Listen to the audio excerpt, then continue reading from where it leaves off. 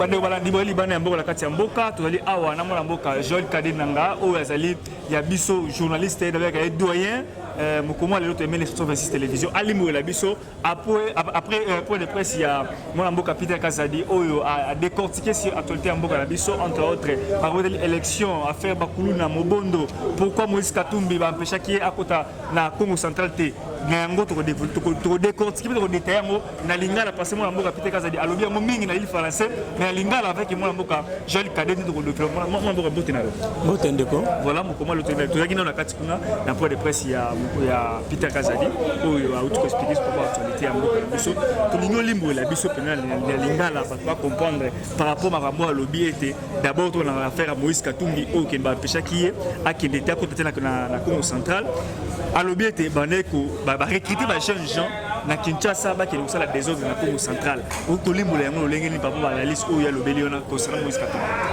Bon, il y a liboso il faut qu'on résume conférence de presse à Mokozimo Namboka maître Peter Kazadi vice-premier ministre à intérieur affaires coutumières et à décentralisation paix. Il y a liboso à Bandaï pour ça le point sur la sécurité, la situation sécuritaire na Mboka à lobby nabiso à liboso que Mboka nabiso na est ezali attaqué, ezali occupé na armée rwandaise. Mais au kotikala koyoka te matata ponyo, au kotikala koyoka faulu te, au kotikala koyoka Moïse Katumbi a condamné occupation étrangère par le Rwanda parce que baïbe bangomoko que ba travailler le lenge moko na Kagame. Donc il y a liboso na yango sengi na bana mboka toza la uni malgré ba divergence il y a ba idée na biso. Malgré la divergence, la conviction religieuse, la conviction politique, mais tous à la unie, tous à Kakanamboka, Moko, Eza Congo, Oyo, Zamba Pesa Biso, Tokoki Koswana, mais Tolingate que Tote Kamboka. On a la conclusion, il y a un message à Pessi, Mobutu, à Koufa, à Tikamboka Uni, Kabila Mouze, à Koufa, à Tikamboka Uni, à Boyaka. Bakata mboka kasavu poupé na lumumba bakufa batika mboka uni donc yepé alingi biso pe tobunda pour que mboka na biso etikala uni. Cependant à zongeli ba point d'actualité ya ezalaki deuxième sujet ya conférence de presse naé wana al zongeli makambo ya marche o ezalaki organisé le 20 mai gouverneur Yaville a andimaki organisation ya manifestation misato le même jour. Mais ce qu'on a maillé naye akabolaki biteni donc bawe bako sala kolongwa rompo ngaba tina Saint-Raphaël bawe bakolongwa lemba ti na UMK na ba o bazaki na chango. Mais tala bande ko na biso balingaki mobulu ebima d'abord bazubana bakabeli bango mbongo. Moi, il y a 12 ans, Aurélie, journaliste Nabiso, concert à France 24, Mobaline Trésor Kabongulu, qui a aussi travaillé en Jeune Afrique. Ali Molelaye Malobaya, moi, na bala qui s'appelle parti Oyo, moi, na Mobali il y a 12 ans, je crois, Azaliko, Azan Action, Akobunda Kobaka Mabanga. Na muto penza azuye eloko nini azoloba tala mwana moko azali awa neti ndoki regardez mais France 24 à l'action hote France 24 à l'action kaka place bako benda mwana papa ngana ko sambela pona yo sikoyo okuta na mwana ndenge wana na 22h nous azana lichette ne okuta ne soki aza mwana soki lolenge nini yo ko réagir na mwana lolenge boy donc c'est pour vous dire que bandeko na biso ya communauté internationale ba médias internationaux baluki kaka balakisa kaka oya mabe mais balakisi esika wapi Moïse Katumbi. Moi je vais vous dire une chose que tous na ba leader président de l'opposition au moni na 1980 tango bana mboka ba signé lettre ya ba 13 parlementaires donc ba signé lettre wana qu'est-ce qui s'est passé? Bakangi ba ngalula panajina bakangi ba mususu mais ba capitaine Chabani na ba Tshisekedi bazaki libanda ba mutu bakei ko mi livrer bakay na cité de l'Oya ba mikabi po bakanga bango ba koma prisonnier. Est-ce que tala au leader to na bango lelo leader ba fundi makambo ya Stéléona ba somba ki bazwa ki ndako ba botola ki ndako bato ya ba stupis na Lubumbashi baba meka ba benga yebo ya ko samba ote abet akimi mbango tout la mwisi azaza azuna dossier à corrompre magistrat wana Ramazani azupe na biloko akimi akei lelo magistrat wana déserteur mama Ramazani akata musala na ekapo na mutwana ya bobangi yo bomona leader ya ndenge nini na bongo leader il faut yo moko oza liboso tango bakabundu na ba Peter Kazadi baza ko sala marche omona ba mutu bayali boso azela batu musu nanu baya bakoma o leader ndeni et soki kaka babwaki premier gaz lacrymogène mona ndenge mona mbo nenga kimaki azana GP yepe azana GP bagadi bazana GP mais tala nenga zokima mbango o leader ndeni et puis mutu boye vraiment akoko sacrifier batu tout bakanga muyambo pona ye bakanga nani bakanga Jean-Claude Muyambo pona ye bakanga comment il s'appelle Mulongo ancien directeur de cabinet na ye bakanga ba garde du corps na ye mais il y a qui m'a prison et non seulement qui m'a prison mais qui m'a gaz lacrymogène leader andeni alors ba boyeli ko kende Congo central bo moni lettre ya gouverneur OK makambo mbondo ezali awo balobi ba pousse à 2 jours pour ye koya mais a déterminé bako la manifestation yango wapi parce que aucun des cas manifestation yango ezanini c'est pourquoi ça bazatoza na système d'information et ça opesa autorité politico administrative le sécuriser bateau ba manifestation mais il y a pécité alors il y a un mokonzi internationalement connu et puis basi basala qui scénario na bango bien ba drone nyonso ka biloko ele photo likolo ba masi drone likolo donc c'était prévu ezaki prévu quand ngona pour pouvoir créer ka buzz yesu sinezaka ami victimisé. Voilà un peu ce que je peux dire sur conférence de presse à Monabok. Par rapport à un message, il y a chantage, Bazo Sala, c'est que des dictateurs, Peter Kazadi a rassuré, Babunda pour la démocratie, pour l'état de droit, Babunda raté pour confisquer pouvoir. Barotika n'a jamais confisquer pouvoir. Donc, Bakomi battre le lingue bazawana pour que l'état de droit et Zalaka, démocratie et Zalaka, confisquer espace politique. Mais la monnaie Peter a échappé quand même quand les Cambouais sitent au président organisé pour le jeudi on a séni.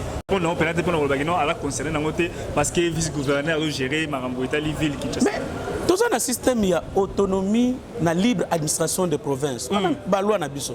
Pourquoi qu'on pousse à été que gérer province quand même? Tout à fait. À l'icolo à gérer territorial, ça ne veut pas dire qu'on peut faire mitindo, qu'on peut faire injonction na gouverneur. Donc gouverneur a responsable devant le parlement provincial. Donc à Koki, il est élu comme député provincial à Koki te kokota ko mi mixé na gestion autonome ya gouvernement provincial. Merci beaucoup mon Mboka. Tout de suite j'étais à Souka arrestation il y a Mike Mukebay le bel à la prison il y a Makala Alali Bakangi tout le monde après juste émission à Sala qui wana Bakangi na Fragas lelo à la prison encore une fois Mike Mukebay. Mike Mukebay bazaki préparé bazaki manipulé na Safu. Safu pour le monde te Kimi. Te Safu moi je crois Safu ceux qui ba memie na prison na CNPP en tout cas tous on ndeko na biso aza ancien frère na biso basunga ba kene kotike na CNPP. Safu. Ba soigner non Safu abela alboma. Ba jamba tellement mais là kotisa ba drogue belé na nzoto donc ça li que mutune baby. Ce qui fait que il faut ba to mema ceux qui penza to lingi Safu to meme na CNPP. Sinon nous allons perdre notre ami, nous allons perdre notre frère à kotike la biso ba omoni ba manipuler bango. Omoni système ba ça qui na Rwanda ya 1000 collines. Ko dresser communauté Tutsi toi contre les Bahutu. Yango Ebani. Te ko dresser communauté Hutu contre les Tutsi. Yango Moïse Aïnango. Ninga za makila penza mwasine aza basangana mwasine aza rwandaise d'un côté, burundaise de l'autre côté. Donc eza système moko baiki nango na Kisasa ba dresser 449 tribus mususu etikali contre Baluba. Alors tant Baluba pe bango pe bakoyoka. Bawe ba yeko attaquer bango, ba ko réagir. Guerre civile. Et on a lobby que Katumbi a eu la guerre civile na Kinshasa. Et donc, ils ont qui plan à Bango, à Tasoko Landaki, kitoko Devos ezali likamoko ko charger papa na mboko tozwa Mobutu azaki na despe na bangwandi ba mutu bazaki ko sakasa ko landa ba opposant est-ce que so yoka mutu alobite Mobutu azawana seke za bangwandi to bomba bangwandi muluba te ngwandi te non donc Katumbi mbongo azo sérieusement eza parce que Aïba carrière ya mwana mboka Kabasele oh penza bomape alors il croit que ce babomi baluba ndi akokota en pouvoir mais ce que ba Francis Kalombo azana bango na parti ba Jacques Ndala azana bango ba baluba te Timothée Mboya muluba te hein à un moment donné qu'on soit censé comment est-ce bango bakokoya ba changer pour na mutumoko Mobutu pouvait répondre seul de son pouvoir. Kabila Mouzé pouvait répondre seul de son pouvoir. Kassavou pouvait répondre seul de son pouvoir. Place à Balouba n'a pouvoir les appuyer. Tu me connais, je roule carrosse depuis avant que Tshisekedi Dakota en pouvoir. Avant que Tshisekedi Dakota en pouvoir. Peut-être pendant que Tshisekedi ici, nous avons eu l'occasion de recevoir STT. Mais alors, vous allez vous jeter contre une tribu. C'est l'apologie au génocide. Et bien, même la Cour pénale internationale, à quoi on a la Likambo. Il y a ça. Je vous dis, même la Cour pénale internationale. Parce que le génocide, ce n'est pas seulement l'action, mais toute incitation au génocide constitue déjà une infraction, une violation du droit international. Et par conséquent, alors, moi je crois que il faut ça là. Mais affaire Mobundo, on est coupé au Tukoloba, qui non, ils avaient pas politiciens. Même phrase de combo sur le bec, non, quitter les groupes armés, les politiciens, par les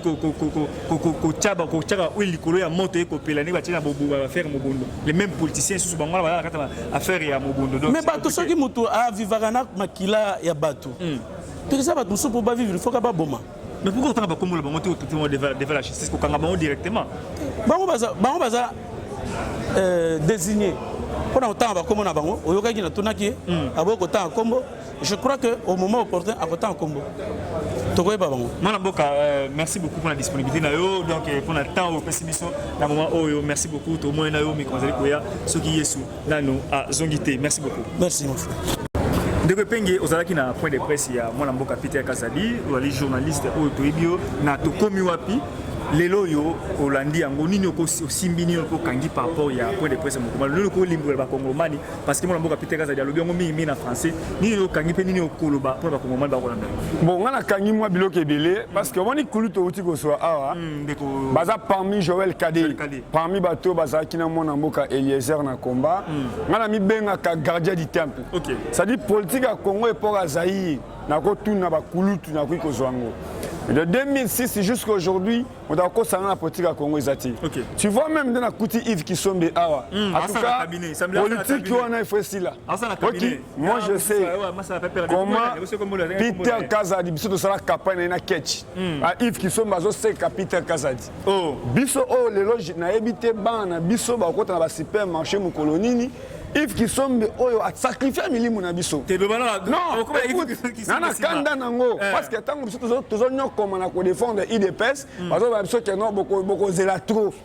Tant que on tient c'est la région c'est surveillé, Yves qui sont le kunga monsieur député, Yves qui sont à teka milimu à jeunesse. Les Yves qui sont balati vers sa cravate pour nous assumer Peter Kazadi. Moi je suis contre ça. OK, moi je suis contre ça. Peter Wazaki, conseiller Etienne Tshisekedi. Tant que nous avons pour jeudi saint, notre secrétaire Autokota Germain. Vous comprenez? Tous on met la peine à on a chalou pas de sokole longi na main terrassé. Bah Yves qui sont vazo sekabato.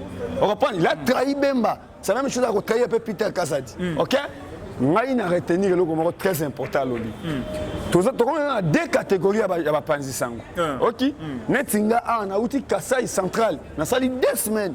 Pour nous côté ça 145 territoires ezanini eza ba école eza ba hôpital on va prendre noyé awa muta footinga telo kwa zati mais to comme na ba catégorie ba Panzi Sango oyo ke azwaka $100 et pas mutu moko songolo ya ko faire ko pesa information ya l'hôpital opposition l'hôpital lobiango soko tali jeunesse ya UDPS ba marchaki na nzela principale des ronds-points ngaba ti na niveau ya première ligne na passerelle babeti policier te bazokisi moto te mais eloko ngai na CPI nango te mpona ministre intérieur nde alobi mwana mwasi ndeko na biso Joël oyo babeti pourquoi baexplike biso te sanction nini bakopesa bato bazokisi Joël ozomona parce que ye moko ministre intérieur patron ya sécurité nde alobi mais bato babeti journaliste wana sanction nini babongisi mpona bango aussi nalingaki aussi namona kulutu Christian Bosembe aza na kati ya sale wana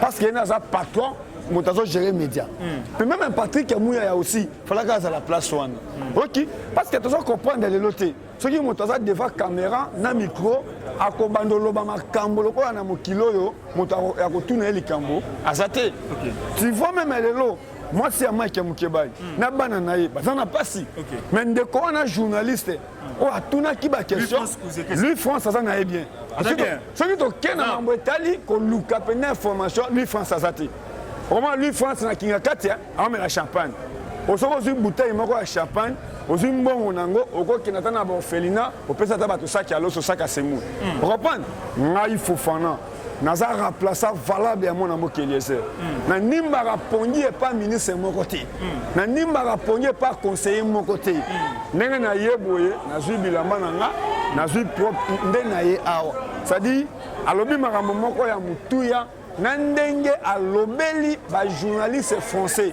TV5 France 24 c'est là où aussi na retourna Eric Ngindu ye moto aye kuna babi auta na TV5 auta na France 24 mais awa moto azo communiquer asa ministre FPM non maintenant la moni yete pourquoi information ya République et la TV5 mais ba opposant il paraît basana mbongo ba l'équipe président de la République na mbongo ozomona ngai eloko na kosenga yo tosala musala na bosolo tosala musala na kokanga nzala excellence Peter abanda kotambwa na catch moto to ayebi catch wana sala ngo campagne lelo akomi na V8 ça dit honnêteté courage et futaka mais vu le roi qui sombe et a vu à musikate pour il a trahi Kabila il a trahi Jean-Pierre Bemba pour trahir Peter et c'est le côté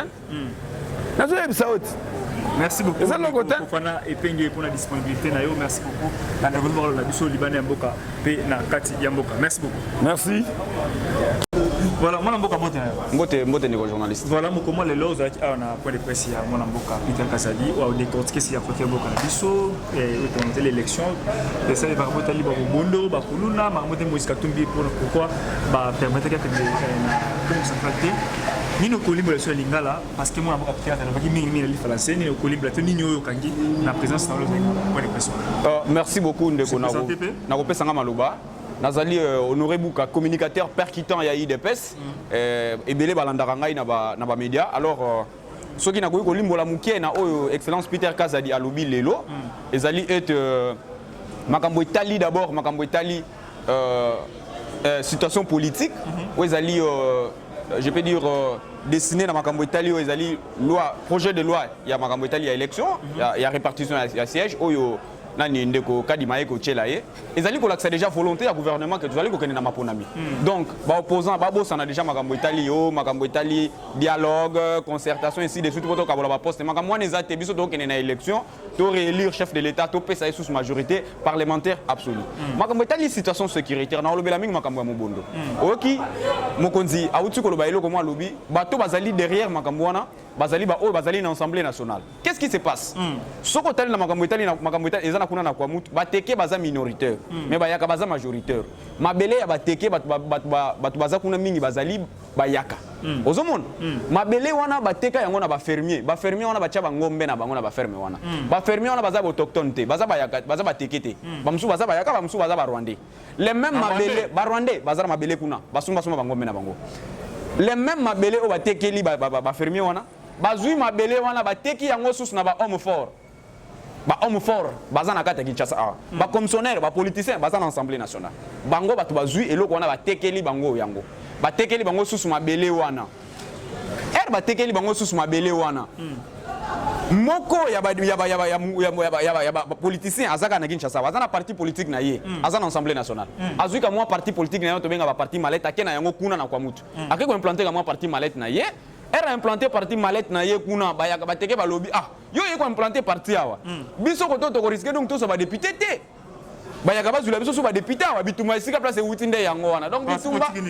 na otanga kombote bo comprendre kaka nani akenda ko implanter parti politique kuna azan assemblée nationale awa yango na biyo za journaliste d'investigation luka information politicien ni nakenda ko implanter parti politique na ye kuna politicien ni nakenda ko implanter parti politique na ye kuna donc makama mubondo wana balobeli na yoki makambo ya zombie makambo ya mama nona manwanina le chef de l'état est mieux informé que les kabiso nyonso nana otombola musapina alobaka il est mieux informé que le président de la République comment na nani Combo na nani oya kotombola musapina alobaka il est mieux informé pourquoi on a choisi zombie pourquoi on a choisi maman nona manwanina mais c'est le chef de l'état membre ya PPRD ba o bazali na union sacrée ba komona banani baza banani na biboye ba o bazali na union sacrée ba uti PPRD te bah où tu peux perdre, ce sont des kabylistes. Maintenant ça donne un parcours naïe. Pendant cette année dans Libanda, on a 4. Ce n'est pas aussi un problème. C'est un problème parce que dans le Bible, même si peut perdre, tu as sous les boîtes, même on est sous les boîtes. Je travaille. Mais dans le place, on a ça la raté parce que partir récompenser malin mais pas récompenser donc le CG Kabouya est là, il est en train de travailler aux côtés du chef de l'État. Ensemble na VPM de l'intérieur au Tobenga le Saint-Esprit Peter Kazadi parce qu'on a kati ya la sécurité na biso na kati ya mboka ozomona donc azali ko mettre en état de nuire tous les politiciens en perte de vitesse au bazali ko créer ba désordre na kati ya République démocratique du Congo donc na bisi ba congolais biso azali ko kende mapona miango tozali ko kende donc bo se préparer makambo dialogue ezate nazali ko kebisa ba faux journaliste ba kena ba $100 un journaliste a comment naie oui bino ba pandisango oui ndeko yoka na bisa yo bolingate na bisa bino te kwani bolingate na bisa bino kwani na kosamba tozana justice eza bien ba pesa bino na moni journaliste moko boya wa yoka te yo linga vérité te kwa nini lima pe vérité il y a des choses au $100 na yebi que yote mais vous baza ba confrère na yo mais ndima pe na yebi sa bango vérité ndima na yebi sa bango vérité na moni journaliste muninga na bino moko pembeni ya ba des opposants wana oya melaka bangi avana na assemblée nationale wana comment nena ba kima ki wana Daniel Safu fumeur du chanvre na wana Daniel Safu wana dans l'assemblée kuna amelaka diamba député moi amelaka diamba akimi ya na Brazzaville mususu na melaka diamba bakangiye eza diffamation te amelaka diamba muninga na ye ya député lobango ngate muna lobiango Mike Mkeba muna lobango ngate donc ba journaliste wana ba $100 pour ba finga la pouvoir kasi te tika na loba tika na mutana démocratie te ndeko bon bolim bande ba journaliste bolim bisanga ya mais na lobika na tenga pe koma mutu te na lobika pompe za te na okeli bosa justice ensemble j'ai des preuves na banga raté donc pour vous dire qu'il y a des journalistes en perte de vitesse qui organisent des émissions avec des opposants perte de vitesse pour pouvoir pouvoir et biso tozana ko na hotel la bango to bana éclairer ka opinion bobenga ngala ba plateau na bino nyos na oya ata place bobeta ka batu nga bobenga ngana oya même place bobeta ka batu bobenga ngata manga mbongo na ato $500 je viendrai je passerai l'émission donc na oya gratuitement te voilà makambo etali mboko na biso to kene na élection biso no to derrière Fachi Béton mon kontombolo Fachi toujours béton à béton biso no to kene élection ezali na makambo etali mboka donc mboka etambola kitoko sécurité mboka ezali kitoko sauf car que non mutu moko uti katanga kuna ye on attend comment on pona ça la publicité na été kuna to pekisi été papa kotangela nga comment il ne pèse pas un juif là otangela nga comme juif otangela nga comme juif na opesa émission na elengi kotangela ngo majuste na opesa ngo elengi émission ya elengi ezaka elengi na landaka yo melelo nde epesa susu elengi na elengi na offert abonner les 250 personnes na chaîne onde ba wala ndanga kabu 250 lelo kaka lobi ba ko s'abonner ya lukanga na parler na memelo suko 1500 ata 5000 na mba moko temps ozala na 30k webisa nga ko na 30k omoni ko na landa yo na landaka bino nyonso je maîtrise na maîtriser espace on a médiatique on a na ebi qui fait quoi na landaka yo mingi donc ozala na 30k félicitations na ba abonner nyonso o ya expression 26 na féliciter bino mingi boya bo s'abonner susu et belle na chaîne o epesa la vérité ya mboka donc étant qu'on aurait beaucoup communicateur percuté avec des personnes le belaka Fachi Béton mu kontombola le belaka Augustin Kabouya ngai honoré na ebisi bino boye tosa bika tosa Fachi bika so tosi to bika te to lobite kana tosa Kabouya bika bi tosa Fachi bika parce que ba limbola ke expression na ndenga mabe mais Augustin Kabouya n'a pas la signature nani banomena nani Papi Madila Bon, on compte la guerre, on a été chez Sali, Papi m'a dit en passant. Secrétaire général de Gisèle Kabouya, les pouvoirs s'imposent. Donc, Papi m'a dit la mot est non place aux alliés. Ceux qui vont nommer, félicitations à lui. Ceux qui vont nommer, tourne un peu. Donc, Yves Kisombe, on a ça dans le cabinet. Oui, bien sûr, c'est un cabinet. C'est où il y a Kangisa Bisso Belé. On a Beta Bisso Gaz. Les lois a donné dans le pouvoir. On a Bisso, on a Sengi, on a Mukonza, Longola. Yves Kisombe, c'est un cabiliste. Bisso, on a Bisso, il est pas stocké. Dimanche, Yves Kisombe a travaillé au mois où Bisso, tu mets là gaz. Moi où Bisso, tu kangama Yves Kisombe a le pouvoir. Il a sorti la police, na Kabila. Ba Beta Bisso va gaz nanini. Tu ringate tout le monde. Donc, tu peux céder ultimatum à 48 heures à l'ongada dans le cabinet Kende. Azo n'a pas Kabila. Na Bisso, ngai. Quand on est dans le lobby, on a payé aux appels à Bongo. 48 heures à démissionner, Yves qui sont pas démissionnés dans le cabinet. Bisso, tu mets là bagage, Yves qui sont pas. Yokalai Bissayo. Non, Congolais, oui, mais c'est un Kabiliste, il n'est pas des lits de peste. Bisso, tu mets la bagage, il y a Zakana Kabila. On c'est pas bien. Bisso, on a mis sur la première Kabila. Yo, on a pité Gaza dans la Kabila. Toi, tu as vu pité Gaza dans la Kabila. Ça, c'est la transhumance politique, tu ne le sais pas. Ce ne sont pas des gens de valeur. C'est l'union sacrée. L'union sacrée, ce n'est pas une blanchisserie. On va recevoir tout le monde. Ce n'est pas une blanchisserie, c'est une vision du chef de l'État qui travaille pour la concrétisation de projets palpables pour répondre aux besoins de la population. Ce n'est pas une coquille vide, ce n'est pas un conglomérat des aventuriers. On peut recevoir tout le monde aujourd'hui. C'est un kabiliste, il a 48 heures de démissionner dans ce cabinet, c'est un cabinet de Tshisekedi de l'IDPS. Ah, tu comprends? Oui, c'est un cabinet de Tshisekedi, c'est de l'île de peste. Peter Kaza n'a jamais travaillé avec Kabila. Tout le monde a la photo à Peter Kaza dans le cabinet ministre de Kabila. Quand on a une émission dans Mathilde Golo, papa excellence. Donc on a Mati Makasi opposé la question, au EPC va combattre des candidats, on a lobby. Il a 48 heures de quitter le ministère à Kende. Merci beaucoup. Azon n'a pas Kabila. Voilà. Tozon a mettre l'imboka. Donc une élection, Fatia Ozaleli. Merci beaucoup. Donc une élection, Fatia Ozaleli. Abonnez-vous massivement à l'Expression 26 Télévision, voilà. C'est votre chaîne que vous aimez tant. Voilà. On est là pour vous, voilà. L'information, tant chercher, information certifiée, c'est nous. Tout le monde a bien dit qu'on y a ce qui est sous. Voilà. La réalité qu'on vécu pendant des années en symbiose, sans problème aucun entre eux. Ils se sont mariés, ils ont eu des enfants, ils ont fondé des familles. Puis, surgit des politiciens qui commencent à acheter des terres.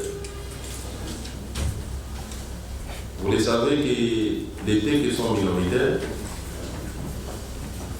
et ils ont des étendues de terres inoccupées. Les Yagas sont nombreux. C'est un peuple dynamique, entrepreneur. Ils ont eu à se taper des étendues de terre sur les sols téqués, où ils font du champ, les champs, l'élevage, tout ça. Donc, ils vivent de leurs activités champêtres. Et en contrepartie, ils payent au téqué des redevances coutumières. Ça, c'est depuis des années. Mais quand une certaine race de politiciens est arrivée, cette race a pensé, après avoir pillé l'État, avec toute la richesse amassée, qu'ils pouvaient s'acheter des républiques. Ils sont allés voir les chefs téqués. Ils leur ont donné de l'argent.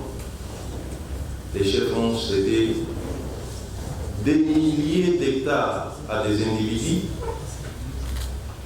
y compris là où les Yagas ont leurs champs.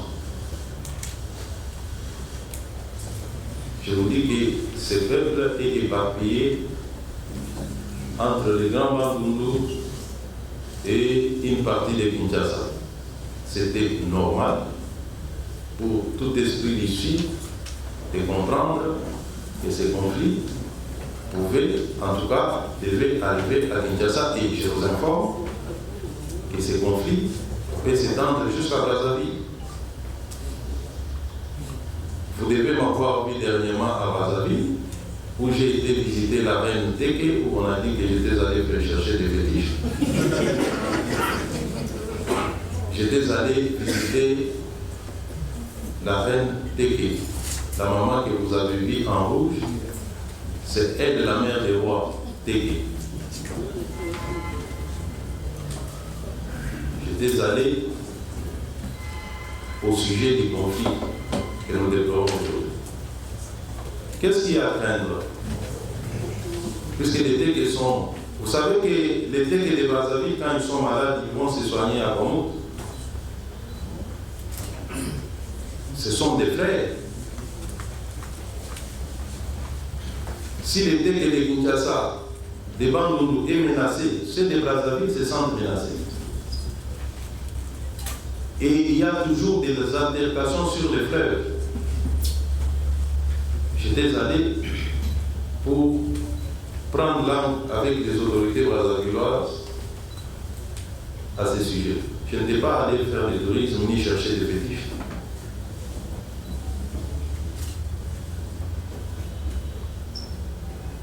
Dans sa première approche, nous avons eu des informations qu'il s'agissait des gens venus d'ailleurs, qui voulaient infiltrer Kinshasa, tout ça, les journalistes ont écrit. Mais après l'enquête, nous avons trouvé qu'il s'agissait de peuples congolais qui se battent entre eux. Et qu'est-ce qu'il est là? Face à ça, quelle attitude il fallait prendre? Le gouvernement de la République a privilégié les dialogues. Nous sommes africains, nous sommes congolais. Nous avons des systèmes de parades. Une commission comprenant des chefs coutumiers des deux communautés a été mise en place pour essayer d'instaurer des dialogues afin de ramener la paix. C'est pendant ce temps que les politiciens s'activent à saboter la mission de paix, incitant les uns et les autres à boycotter la commission et à multiplier les délits de tueries.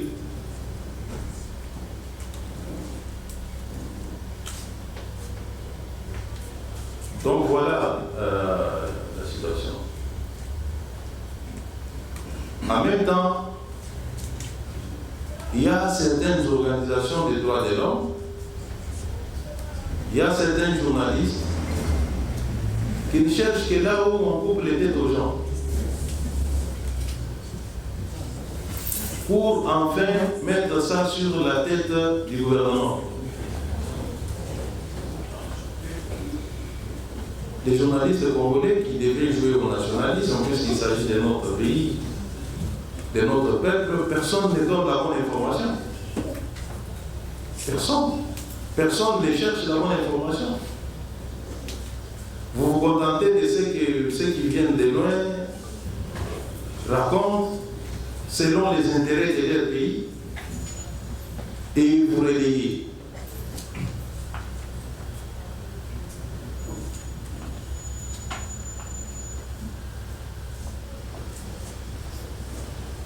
Est-ce qu'avant il est prêt au pouvoir égal à il est prêt au pouvoir? J'ai dit non. Mon cher ami Paul, vous ne pouvez pas dire ça. Lorsque l'IDPS était dans l'opposition, la police et l'armée tiraient à balles réelles. Avez-vous oublié la mort de Mukendi, des Kabangala tués à bout portant? Avez-vous oublié les massacres de l'aéroport où on a tué sur les combattants de l'IDPS venus accueillir leur leader à bout portant? Pouvez-vous aujourd'hui me citer une seule manifestation sous le pouvoir de Félix Tshisekedi où notre police a tiré sur des manifestants à balles réelles? Ce que nous déplorons aujourd'hui, ce sont des bastonnades. Ce sont, bien que violents, c'est quand même des armes non létales. C'est quand même un changement qu'il faut souligner. Vous ne pouvez pas dire que c'est la même chose, non? Bien sûr, nous ne sommes pas d'accord avec ces violences administrées sur les manifestants, je l'ai dit. Mais dire que l'IDPS dans l'opposition égale à l'IDPS au pouvoir, c'est faux. C'est archi faux. Archi faux. Donc tout ça, puisque vous faites des analyses émotionnelles, vous ne prenez pas le temps d'examiner les choses dans sa globalité. Puisque vous avez entendu une chaîne internationale donner une opinion, allez, vous prenez ça, ça devient une vérité évangélique.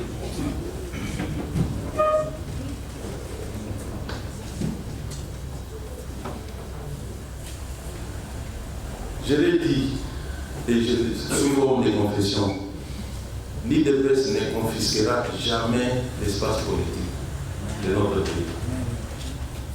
Sauf dans les têtes de ceux qui sont habitués à être confisqués, qui veulent être confisqués, mais l'IDPS ne va pas leur donner l'occasion de se faire confisquer. L'espace politique est libre, ouvert et il restera.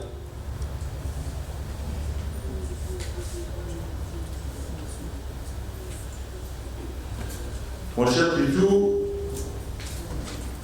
je ne suis pas autorisé à citer les noms de ces politiciens. Vous avez cité le cas du président Bosso qui demandait aux gens de quitter les groupes armés. Avec le temps, je pense que vous devez connaître quelques-uns des personnes auxquelles il faisait allusion. Aujourd'hui, ils sont en prison.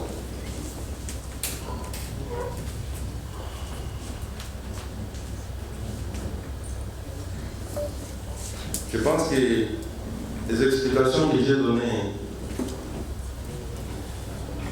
à Paul peuvent rencontrer les préoccupations de Joël Cadet. Si j'ai bien retenu, je ne l'avais pas bien saisi. Il disait pourquoi ne pas faire face à ce phénomène au Congo. C'est ça. Pourquoi ne pas engager l'armée? Voilà. J'ai expliqué, voilà pourquoi je disais qu'une partie de la réponse adressée à Paul pouvait répondre en partie à votre préoccupation aussi. L'armée aujourd'hui est mobilisée parce que nous avons considéré que l'étape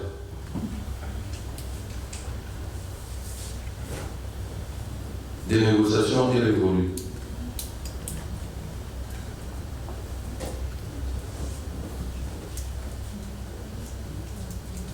C'est que l'opinion doit savoir. Et que les politiciens de Kinshasa aujourd'hui recrutent parmi les Mokondo pour mener des actions de grande ampleur. Les Mokondo, ce sont des citoyens comme nous, mais ce sont des gens en qui on a mis des idées qu'ils sont invulnérables aux armes.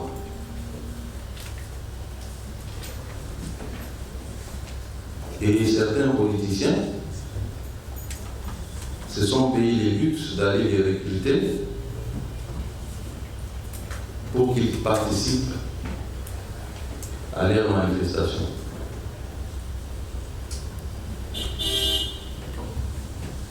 Madame de France 24 qui est ici,